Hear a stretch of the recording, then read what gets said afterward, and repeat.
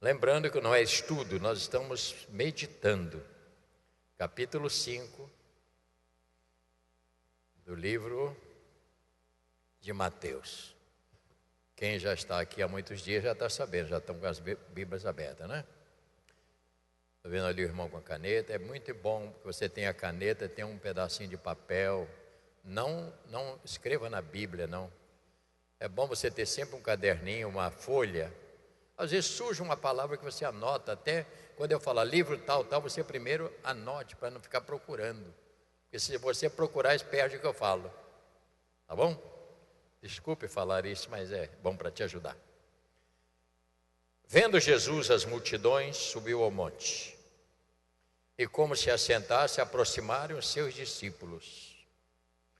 E ele passou a ensiná-los, dizendo: Bem-aventurados os humildes de espíritos, porque deles é o reino do céu. Primeiro degrau esse.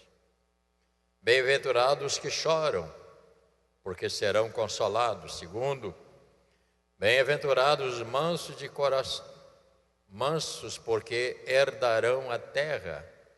Bem-aventurados que têm fome e sede de justiça, porque serão fartos. Bem-aventurados misericordiosos, porque alcançarão misericórdia. E este foi um dos versículos muito importantes que nós falamos na nossa última fala. Verso 7, bem-aventurados. Hoje nós vamos ficar com o verso de número 8. Leiamos. Bem-aventurado os limpos de coração. Você descobre que mudou o tom. Agora já subiu para um outro nível, até esse ponto. Pai querido, abençoa esta meditação, que ela alcance o objetivo que o Senhor tem para todos nós. Porque nós dependemos, Senhor, da ajuda, da direção do Senhor, da unção do Senhor. Porque na verdade, ó Pai, o que eu vou falar aqui é tudo do Senhor, é a palavra. O rebanho é do Senhor. A única coisa que eu tenho, ó Pai, é a minha vida, meu corpo e a minha mente, o qual eu tenho pedido ao Senhor para me ajudar, porque eu sei que eu tenho dificuldades, mas eu tenho pedido, ajuda-me, Senhor, a transmitir aquilo que o Senhor tem me dado para falar, e que eu possa ser claro, objetivo, para alcançar aqueles que o Senhor deseja esta manhã. E eu creio que o Senhor deseja falar com todos nós, em nome de Jesus. Amém. Podem sentar.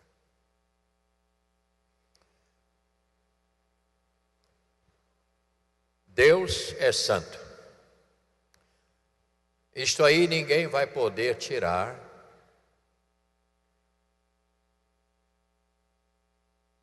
Esperar as pessoas se acalmarem, alguém está em pé ainda conversando. Deus é santo. E quando eu começo a entender isto, dentro da minha vida cristã, a minha vida começa a mudar. Porque eu não estou lidando com alguém qualquer. Eu não estou lidando com um deputado, um vereador. Eu estou lidando com aquele que é santo, que é o dono da minha vida, dono da sua vida. Foi Ele que te criou, você não se criou. Ele foi o que criou. E isto é muito importante a gente começar a entender. Eu creio que este versículo, texto básico, verso 8, deste sermão, onde Jesus faz uma declaração forte e profunda e definida, que é a condição única para ver a Deus. Olha como muda um pouquinho já. Vou repetir para você entender. Quem gosta de anotar, faça isso. Este versículo é o centro destes 12 versículos E ele diz: bem-aventurados os limpos de coração, que não vai alcançar qualquer coisa, eles verão a Deus. O objetivo maior da vida cristã. Portanto, é uma declaração forte, ela é profunda, ela é definida, que é a condição única para ver a Deus. Bem-aventurados os limpos de coração. Impossível alguém ver a Deus se ele não se apresentar diante dele com um coração puro, com um coração limpo. Impossível. Infelizmente, irmãos, as pessoas entendem igreja, entendem a Bíblia como religião. Isso não é assim que funciona. Não funciona dessa maneira. E aqui ela está mostrando como é que eu posso ver aquele que é santo, como é que eu vou chegar diante dele se eu não tenho aqui um coração limpo. Como é que eu posso fazer isso? Ah, pastor, mas Deus sabe que nós somos fracos. Deus sabe que é fraco, mas você não pode se contentar em ser fraco. Você tem que mudar. Você tem que mudar. Não basta você, Deus sabe que eu Deus sabe que eu tenho pavio culto. E daí? Que seu pavio é culto? Deus não está nem aí para isso. O problema não é de Deus, é meu, é seu. Que tenha consciência pela Bíblia, pela palavra, e você, cabe a mim, a você, tão somente nos enquadrar dentro dos princípios da palavra dele. E eu não estou falando de legalismo, estou falando de uma vida interior. Portanto, 2 pontos distintos neste verso 8. Os limpos de coração, condição única. E a outra, segundo ponto é, eles verão a Deus. Então, primeiro nós temos os limpos de coração. Limpo de coração é uma condição única. Esta palavra indica singeleza. Olha que coisa fantástica. Singeleza de mente. Você sabe que é uma mente limpa? É uma mente que não está poluída com as imundícies desta vida. Uma mente sadia, sem impurezas.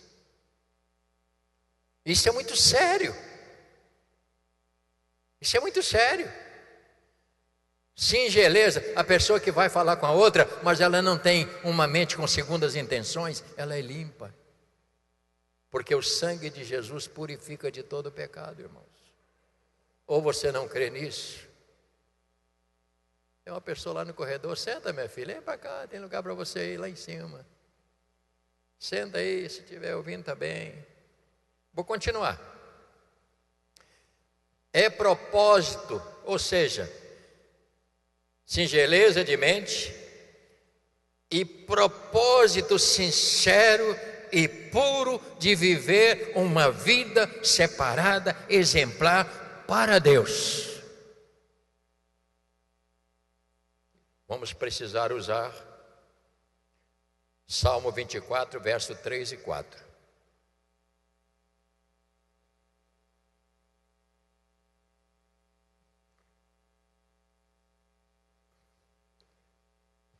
Uma mente limpa, onde toda a impureza saiu. Salmo 24, se você tem a Bíblia, versos 3 e 4. Vamos fazer essa leitura que eu queria que você gravasse isso bem forte. Eu não abri o Salmo não, eu quero que você use, vamos lá.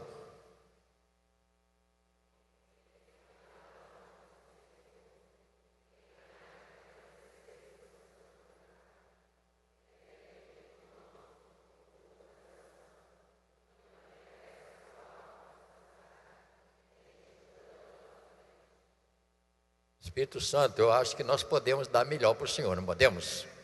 Não ouvi a galeria falar bem forte. Você vai ler mais uma vez. Verso 3, leia.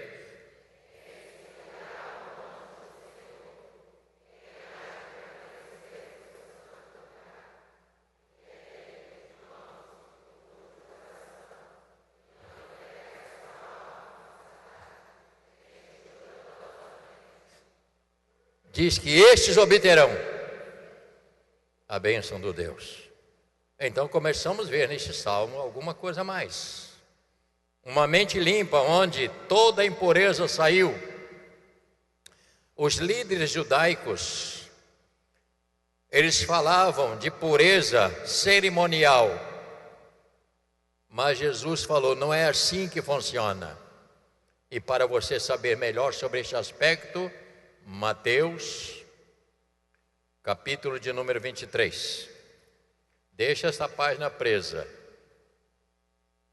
Meu desejo é que você saia daqui levando uma palavra no seu coração. Mateus 23. Depois de falar sobre os ai, chega no verso 27, ele diz assim: ai de vós, escribas e fariseus, hipócritas, porque sois semelhante aos sepulcros caiados, que por fora se mostram belos, mas interiormente estão cheios de ossos, de mortos e de toda imundícia. Olha para mim, ele comparou, você pode ler depois, todo o capítulo é muito lindo. Ele comparou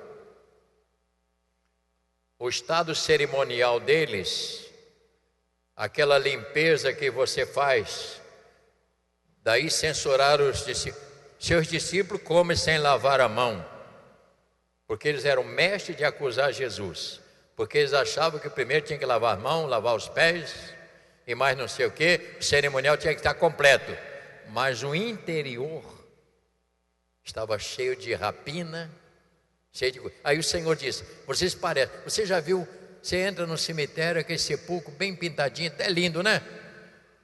Mas quando você abre a cova, você começa a ficar meio assustado, né? Se você nunca viu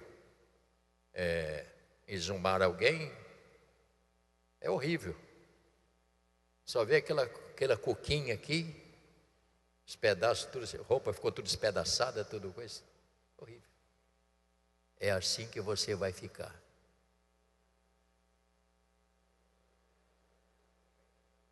E eu também. Mas o Senhor Jesus disse que quando Ele vier nós ressuscitaremos. A diferença é essa. Mas não é verdade? Tem gente que não gosta de ir em cemitério. Eu não tenho problema com o cemitério. Mas Jesus disse, vocês parecem um sepulcro, porque por fora aquela parece, aqui jaz família Deodoro, aqui jaz não sei o que, sei de jaz. Mas lá dentro está a podridão. Lá dentro está as coisas erradas. Ele diz, assim é a vida de vocês. Vocês lavam muito bem as mãos, lavam os pés e lavam não sei o quê, mas dentro de vocês existe muita impureza, muitas coisas que não deveria acontecer, não deveria existir. Mas eu quero dizer aos irmãos, para mim e para a nossa alegria, sem a ajuda do Espírito Santo é impossível, porque o ser humano não tem esta inclinação. O ser humano por si mesmo, esse ser que vem de lá, você não tem esta inclinação a ir para o lado da pureza, porque você não tem isso no seu DNA, porque nós estamos vindo de um mundo completamente destruído, ruim, e o ser humano não tem esta inclinação, mas o texto lido deve nos mover a esta busca Pois nós vemos que só através de santidade de vida vamos chegar a esta qualificação para recebermos esta visão espiritual. Este é o problema, irmãos. Este é o problema. E aí, temos algumas coisas que a gente tem que começar a pensar. Eu preciso do Espírito Santo de manhã, a hora que eu levanto até eu dormir, para Ele policiar a minha mente, policiar os meus ouvidos, policiar a minha boca, policiar o meu interior, para que eu possa me enquadrar dentro da vontade dEle. Eu tenho que lutar com isso. Por isso a palavra de Deus diz que quando você vai orar, se você não tem palavra, o Espírito Santo intercede por você, com gemidos inexprimíveis, e aí funciona aqueles que são batizados com o Espírito Santo, que no momento da oração, ele fala, a maior parte, ele ora em línguas estranhas, que é um momento que ele está indo para Deus. E eu conclamo a vocês, não ignore, vamos estar falando mais tarde, não hoje, sobre esse aspecto, algumas coisas que a gente sabe, vamos procurar participar disso. Portanto, só através, porque quando se fala em santidade, a pessoa, não pensa você que santidade é um vestido cá embaixo, mas também santidade não é um vestido tão curto que a pessoa senta e fica sozinha.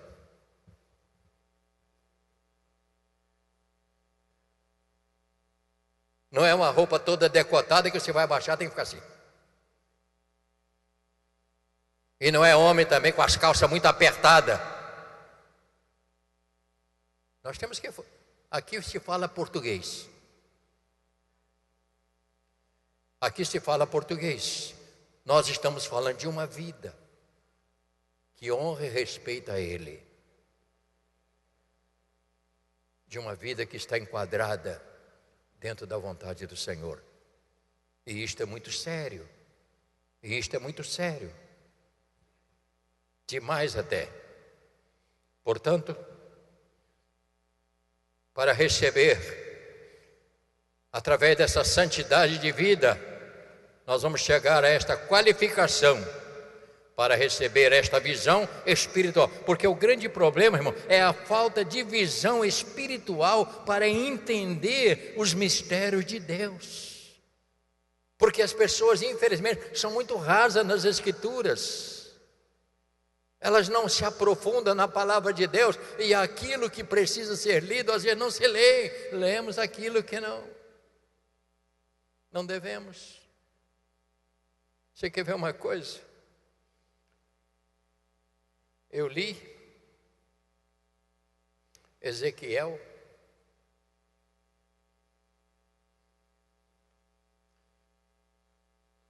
parece que foi segunda-feira. A propósito disso, eu te convido para você ver segunda-feira um culto de oração, irmão. Você precisa vir orar. Não basta ficar, tem que orar. Capítulo 22, parece-me que é. Deixa eu ver se é isso mesmo. Ou é 20, 22? Parece que é, né? 22, verso 30. Obrigado. Olha que retrato estranho.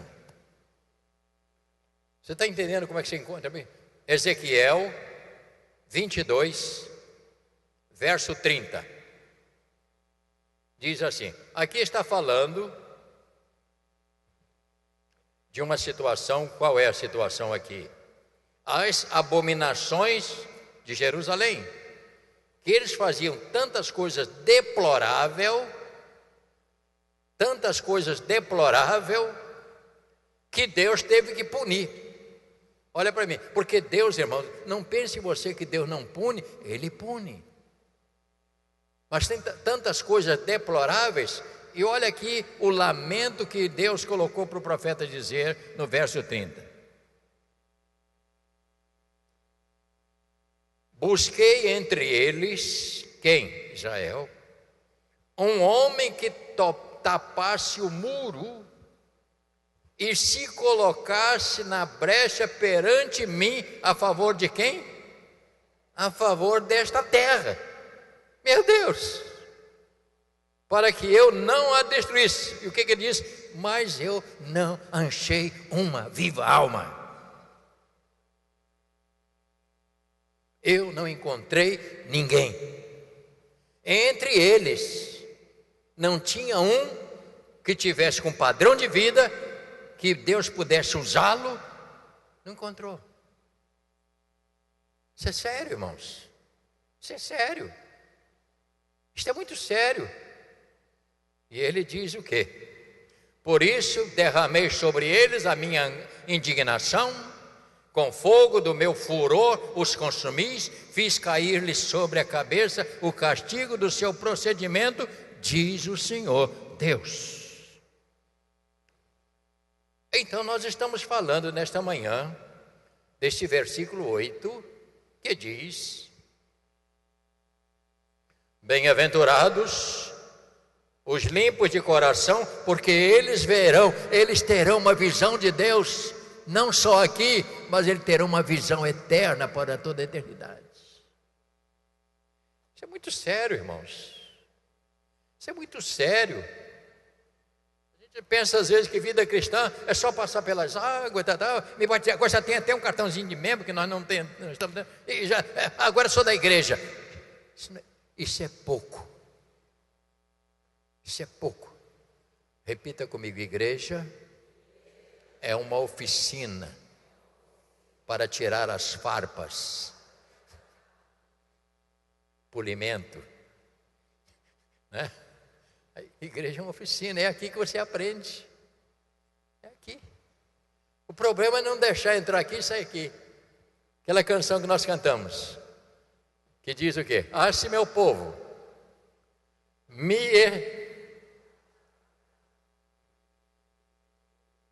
e me servisse com o quê? Com integridade, eu lhes daria. Meu Deus do céu. Por isso a palavra do Senhor diz que a mão de Deus não está encolhida, ela quer abençoar. Mas nem sempre Deus pode abençoar. Não que Ele não possa por poder, mas Ele não pode por causa de não encontrei ninguém para entrar na brecha. Agora, no segundo aspecto, nós vemos: eles verão a Deus. Isto para mim é o básico e o máximo.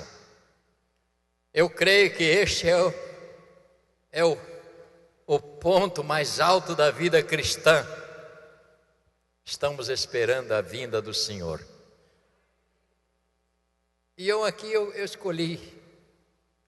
O apóstolo Paulo era um homem tão extraordinário, um dos últimos que teve uma visão, encontrou com o Senhor fez ele se curvar. Em 1 Coríntios, eu não gosto de ler muitos versículos não, mas nesse ponto aqui a gente precisa, para que a gente possa fazer uma base.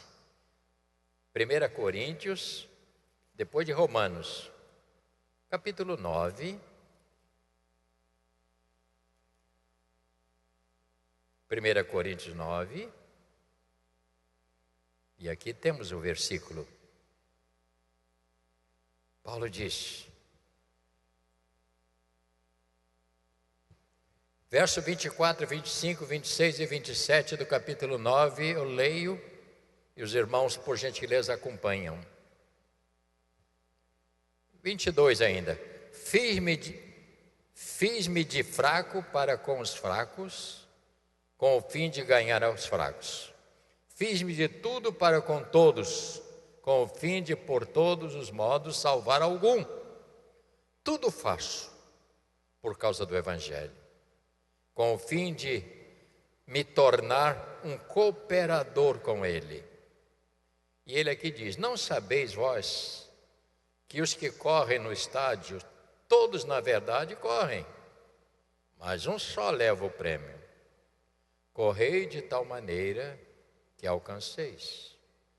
todo atleta em tudo se domina, aqueles para alcançar uma coroa corruptível, nós, porém, a incorruptível.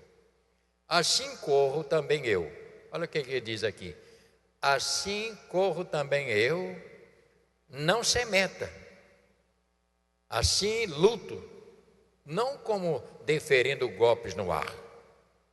E no verso 27, olha que coisa extraordinária. Leia comigo, vamos.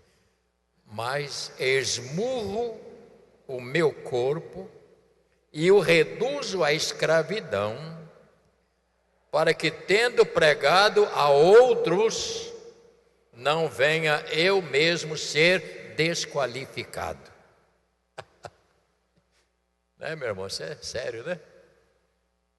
Isso é sério, né? Aí ele diz, olha para mim, se você não esmurrar a sua natureza, você não chega. É como o caso do celular. Se você fizer a vontade dos seus filhinhos, dando aquele celular, vê o mundo todo, você vai destruir seus filhos. A vida espiritual, se você não esmurrar as suas vontades, seus desejos,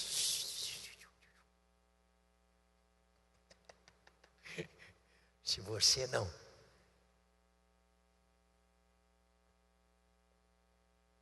você não pisar em cima da sua cabeça, não adianta.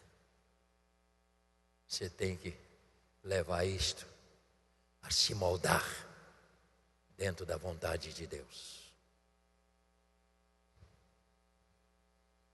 Portanto, quando você lê esses versículos 3, 4, 5, 6 e 7, não esses aí, lá de Mateus, aqui nós temos promessas, e nos mostra que estes passos, ou degrau, é o princípio para tornar-nos, ou para tomarmos conhecimento e começar a jornada do esmurramento da nossa natureza. Versículo 3, bem-aventurado o quê? Verso 4, verso 5, verso 6 e verso 7. Diga para o irmão assim, isto aí é aquela azeitonazinha antes do churrasco. É o conver. Palavra boa, conver. Porque depois que você entra nesses degraus, agora você chega no 8. No 8 já mudou o tom da linguagem, vê lá. Até ali, ele está falando, porque os mansos, os humildes, eles vão aceitar. Eles aceitam, mas depois que aceitou, não basta, porque no verso 8, ele diz que bem-aventurados os limpos de coração, e aqui nós temos a separação, vírgula, porque verão a Deus. Qual é o alvo maior da vida cristã? Se o alvo da vida cristã é ter casa na praia, é ter carro novo, é ter isso, é ter aquilo, esse alvo não é bíblico. Esse não é o alvo. Porque nem todos vão ter casa na praia. Nem todos vão ter carro zero. Nem todos vão ter tudo. Isso é uma coisa que nós não podemos ficar. Você tem que entender. Você precisa trabalhar isso aqui dentro. O mais importante da sua vida é a esperança de vida eterna. É isto que deve te mover a ser um homem, uma mulher de Deus. É isto que deve nos mover. Ter uma vida que agrade ao Senhor. E parar com aquela história de ficar abrindo a boca, xingando, falando palavrão, e sentado na frente da televisão vendo besteira, na frente da internet vendo bobagem. Isto não é próprio de vida cristã. Isto é uma destruição dos seus valores. Espero que você volte aqui semana que vem, hein? Essa jornada aqui, minha irmã, é um esmurrar. Tem gente que tem um prazer de dizer: eu sou assim mesmo. Você não é diga para quem está ao seu lado: você não é Gabriela. Gabriela é que nasceu assim.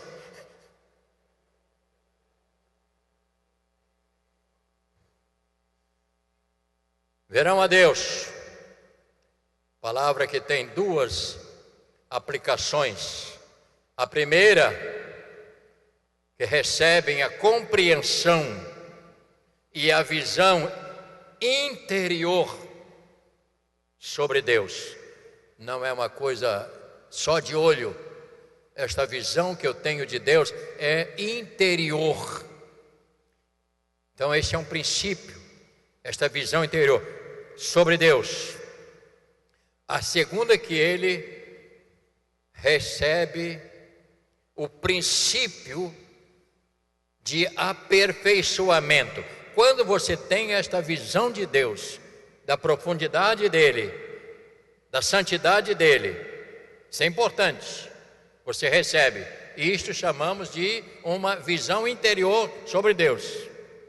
E a segunda é que aquele que recebe os princípios de aperfeiçoamento, porque você só pode receber os princípios de aperfeiçoamento se você tiver uma visão interior de Deus, não uma visão. Jogador de futebol,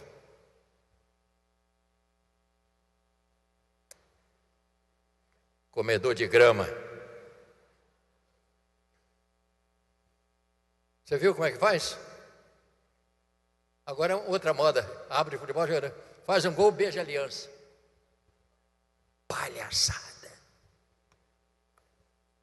Já viu isso? Juiz de futebol. Aí.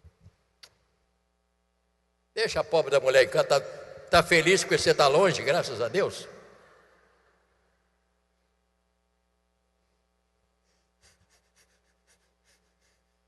Nós estamos cheios desse misticismo. Passa em frente ao cemitério, entra no cemitério, quando sai do cemitério,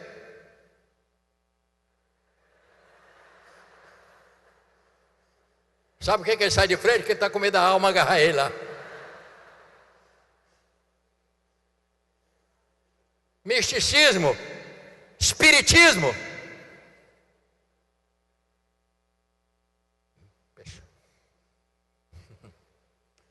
Efésios 1:18, a última não, ainda tinha outra aqui. Tem me dado trabalho, irmão. Estudar essas coisas não é só estudar intelectualmente, mas é estudar com o coração. Estudar com o coração é muito difícil. Efésios capítulo 1. Meu desejo é que se eu possa de alguma maneira te ajudar.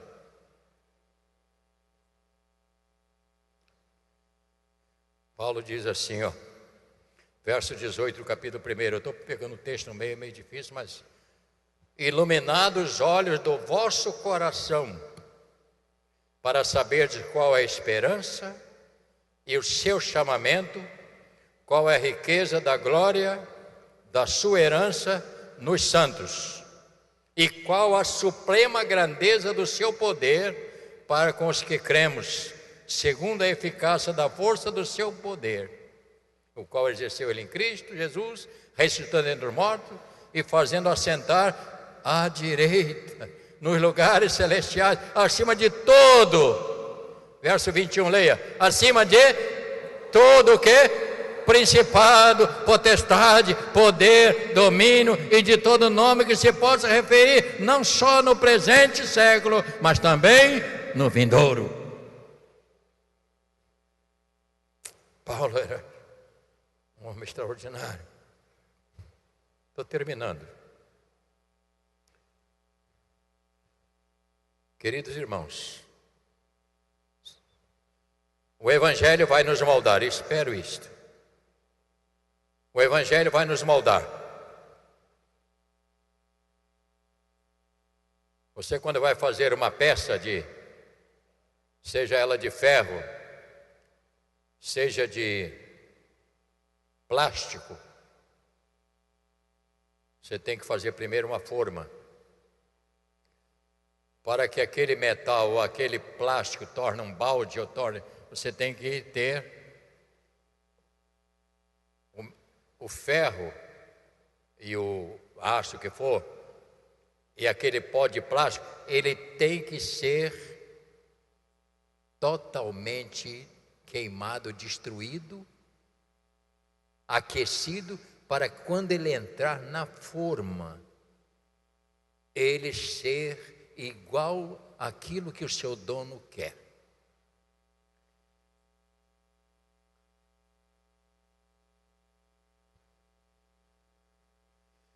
Eu, quando garoto, eu tinha 9 anos de idade, 10 anos.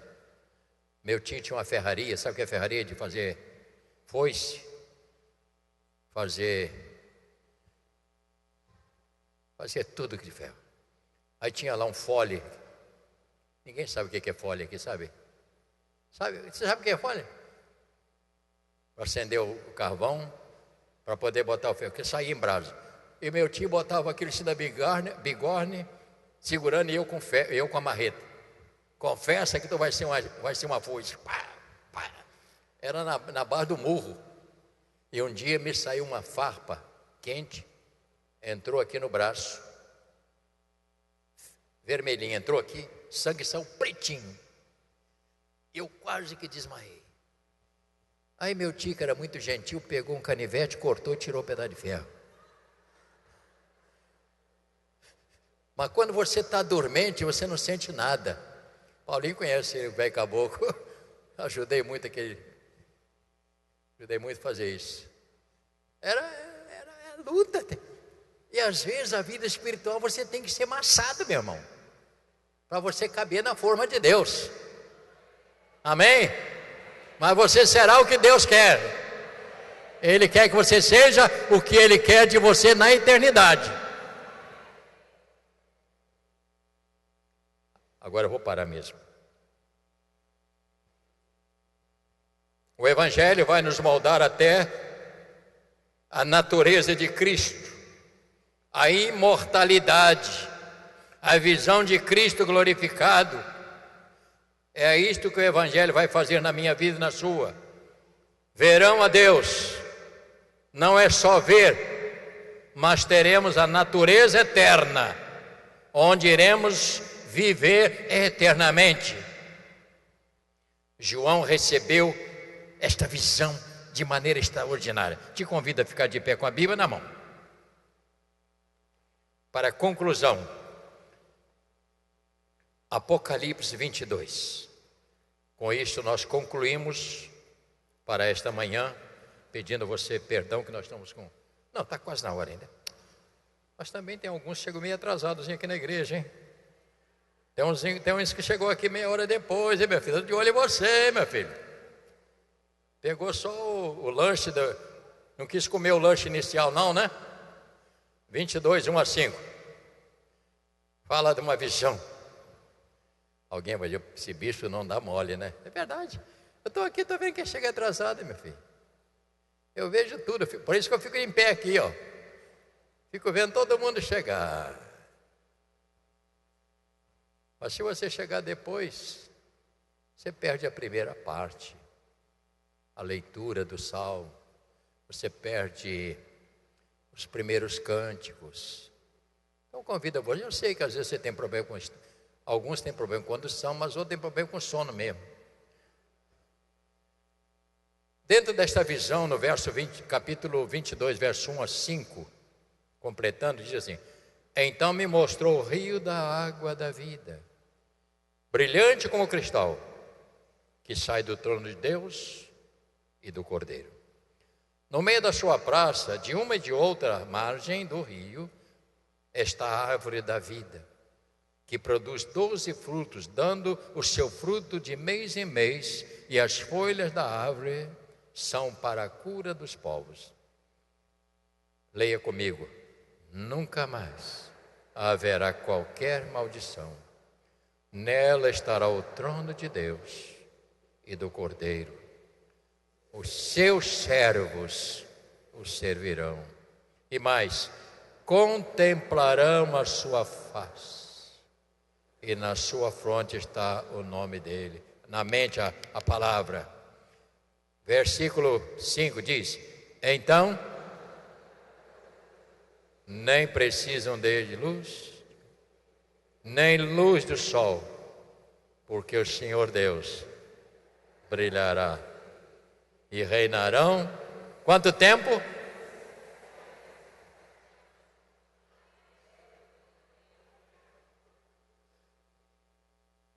Quantos querem uma boa notícia? Levante a mão. Fale então para o irmão: você não vai morrer, minha filha.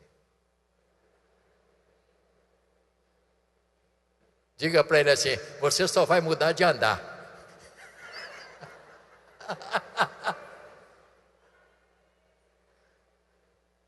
Brilha Jesus, mostra ao mundo a sua luz. Linda essa canção, né?